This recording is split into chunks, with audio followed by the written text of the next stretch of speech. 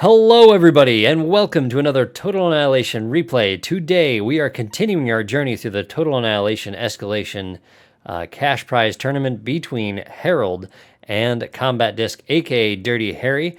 This time, we are playing on Cappa, and joining me again is Wingflyer from the infamous Total Annihilation Escalation replay channel. And Harry starts out by saying, I better lose. I don't want to play Slate Heaven versus Harald.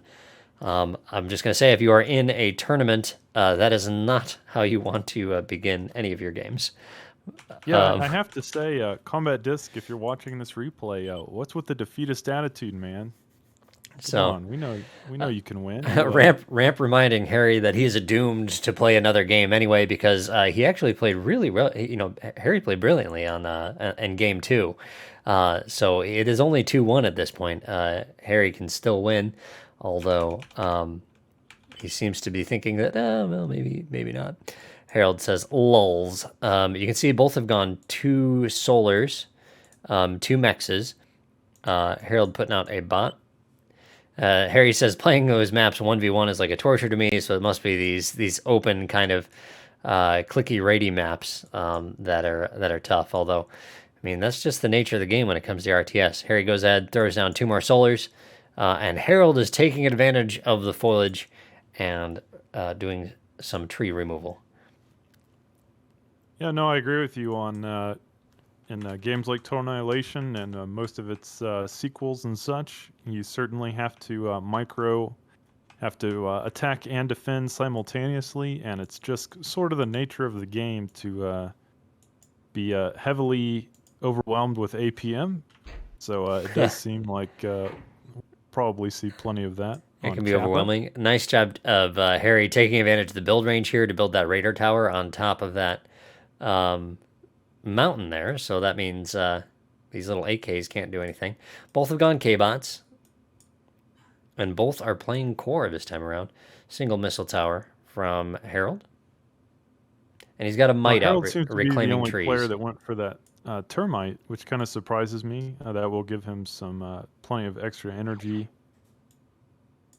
to reclaim all those trees. So interesting that he chose to do that. I do know that energy can be a struggle in escalation sometime, and Harald's making the right choice there, I think. Taking advantage of the Eve that's already on the map. Definitely. And it does look like we just have a little skirmish between AKs here at the beginning of the battle, but so far it doesn't seem like too much has been accomplished. No construction K-bots killed or anything of that nature yet. So players, forgot to shut that guy up. Sorry. Feeling each other out, it seems, at this point. Little packs of AKs heading in. Harald busy using his comm to crank out a horde of his own AKs. Harry turns away from that one. Little groups, the AKs go marching 2 by 2. Hurrah, hurrah. It's always interesting in escalation to see when players do finally kind of transition off of AKs, because even in AKs are stronger than they are in OTA, certainly, but there's still everything is stronger than AKs in OTA. AKs and OTA are terribly pathetic. But they are still relatively weak compared to other units, so typically the players do transition out of them, but it's kind of a question of when.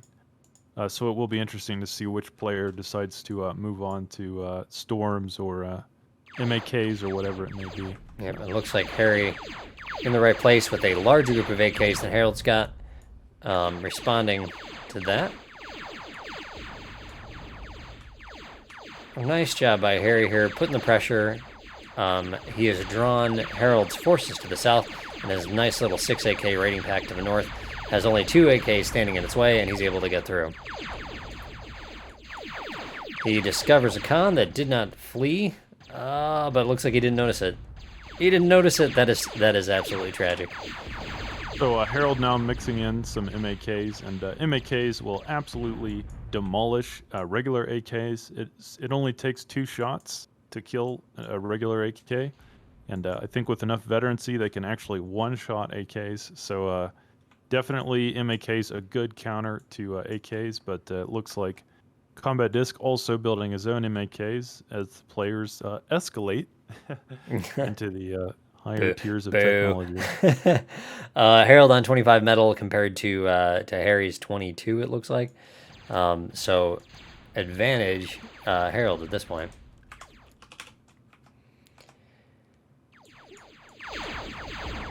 And it did look like Combat Disc was going air second. Yep, that is correct. That'll be an interesting choice, building a bomber already. So here's that Mac versus AK fight right here. I don't know if it can survive getting surrounded like that.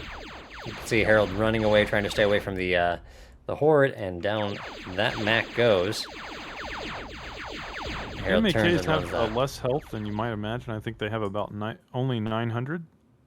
Yeah, they dish out damage, but they really can't take it. They're kind of a glass cannon. Definitely glass cannons or paper tigers. Choose your alliteration, but certainly the arm warriors, the equivalent, is a much beefier unit. But either way, at this point in the game, sorry about that. I'm getting a phone call, but go ahead and take it. Yeah. And looks like the first person to drop a con happens to be Harry. Macs aren't as fast as the AKs, so they're not able to do their respawn. Nice little bombing right here. Catches Harald with not much by way of air defense. See, he's using a scout, try and scout out. Tries to nanoblock it, doesn't succeed. And now Harry's actually looking like he might be in business. Yeah, I have to say, it doesn't seem like Harald was really prepared for this bombing run. Not at all. Harald drops down to 17 metal. Yeah, he got a lot accomplished with that single bomber and bringing up some MAKs to follow that up. So great job there by Combat Disc.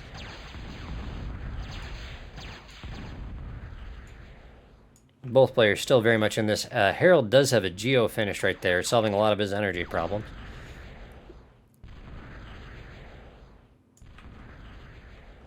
And there's some storms. Yeah, Combat Disc mixing in some storms as well. Certainly storms decent against AKs. But on this map, there are some obstacles that they will have to traverse. You know, certainly the gas bags and the trees will block those shots occasionally. So it will be interesting to see how Combat Disc wants to use those storms. Or if you can use them effectively to leverage an advantage in combat. LLT versus Max. Max will probably come away with this one. There you go, with lots of heavy-duty power. Absolutely blow those to pieces. And Harry's own Max. Shredding the AKs. AKs are barely able to get a shot off. Yeah, Max a very powerful counter to AKs. And even light laser towers don't stand much of a chance, but ironically, if you do surround your light laser tower with Dragon's Teeth, they become nearly invulnerable to the MAKs, which is an interesting way to counter MAKs in the early game. So we'll have to see if Harald wants to take advantage of that. Single Mac coming over down here, trying to clear out Harry's expansion. At this point, Harry's got his corners there. Harald has recovered from that bombing run. He's already recapped all those metal extractors that were taken out. And it doesn't look like Harry has followed up with another one. Still some vulnerable areas, but at this point he is much better prepared. A little bit more air defense interspersed. He's gone fighters. Yeah, at this point, both players seems like it's pretty even on metal income. But just like last game, Harald seems to be using it better. He seems to be taking advantage of his income and actually using it. Yeah, that's right there. It looks like Harry is sitting on nearly 1,000 in storage at this point. 2 factories though for Harald. Just using his commander to hose out Max and Storms. Max cost a decent amount. I'm trying to remember the exact cost. Unfortunately, we have this 277 metal. That is a lot for a T1 unit. And both players using the Max Storms Storm combo. Max and Storms are naturally a good composition because the Max will be kind of the tankier front line, and the Storms can fire from behind. So what Harry has done here is he's just moved and clicked patrol in the exact same spot. So he's used that just to spray. He also has them on hold position, and that's how he's able to do that. And then he just uses them to sit there and just kind of be floating missile towers. Although if he lets them stay there too long, then the Storms will shoot him down. Yeah, it's a really neat trick. One of what some people might call an abuse of mechanics, but hey, if It seems to me like it's probably not a good use of time, considering these missiles don't do that much damage. I mean, what did he get? Just a couple units for his trouble? That's true, and they are sitting targets there. Here we go. He's got a vehicle plant down. Harald building solars. Yeah, Combat Disc really struggling still to use his metal, and that is surprising that he is having such a tough time using his income at this point in the game. He may be short on cons. Let's see if Harry actually notices here.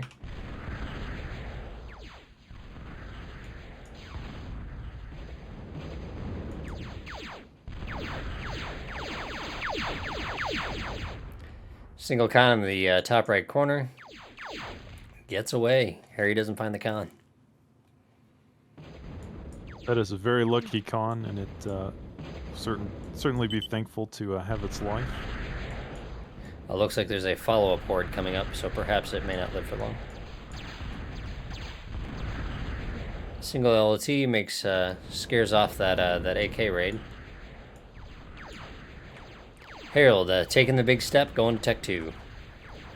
Harry, their income is looks like Harry's in the 30s, and again, he's just not able to. He's not accessing, but he's still got 1,000 sitting there that's not doing much of anything. And it surprises me that in escalation, when you have that much excess, it's common to go to T2.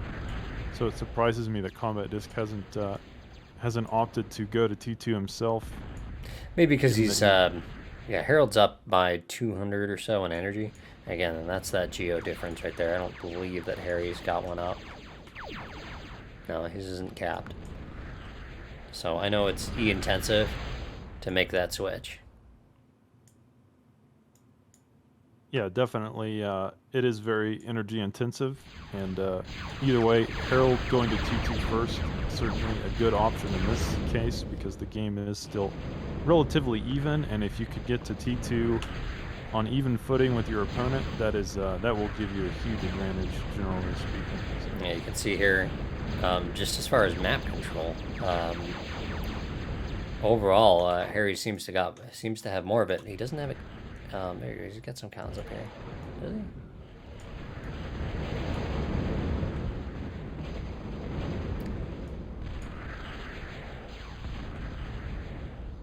That Max picks off the AK.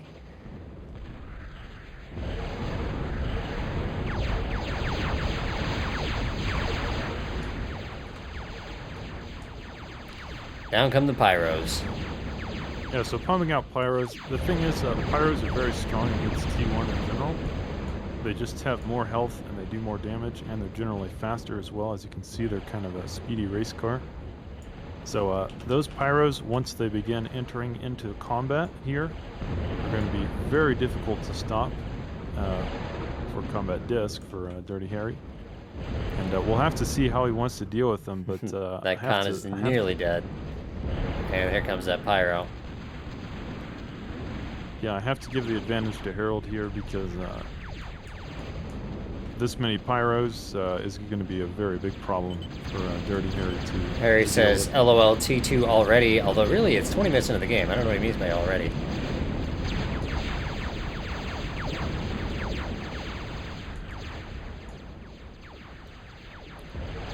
Harry's solving his energy problem by building solars. That geo remains uncapped.